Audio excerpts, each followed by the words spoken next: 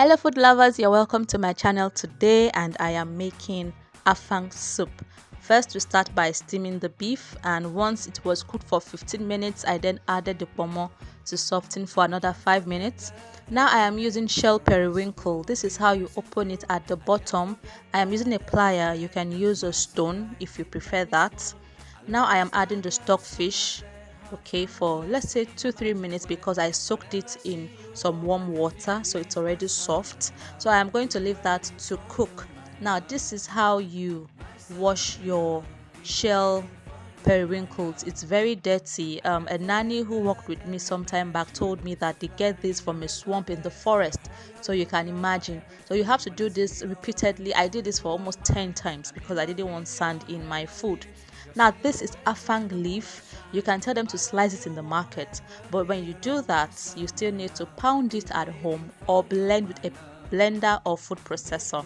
Now I am adding the water leaves into the beef pot without its stalk. You allow the stalk to dry or you remove your stalk.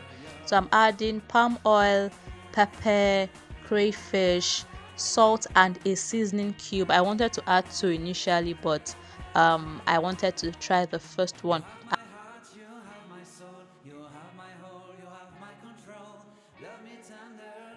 I am stirring it very well to mix all the ingredients together, after which I am going to add the dry fish and also the shell periwinkles.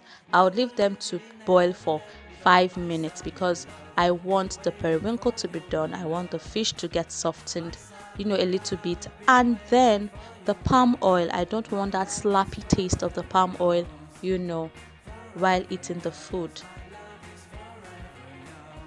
You would notice that the water leaf has released its moisture, okay, and by the time I add the Affang, it is going to absorb it back.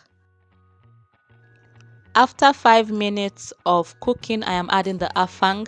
This is the one I pounded, and that is the one I blended with a blender. So you can also use a food processor to blend it. Any of these 3 versions is fine with the sliced leaves that you bring from the market.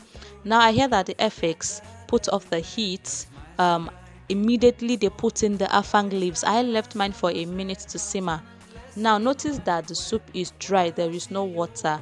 Affang is kind of a dense soup, okay. It's very dry, in fact drier than Edika Kong. Even Edika Kong didn't even have water itself, so you need to be careful. Thank you for watching. Please subscribe and like. See you in my next video. Bye.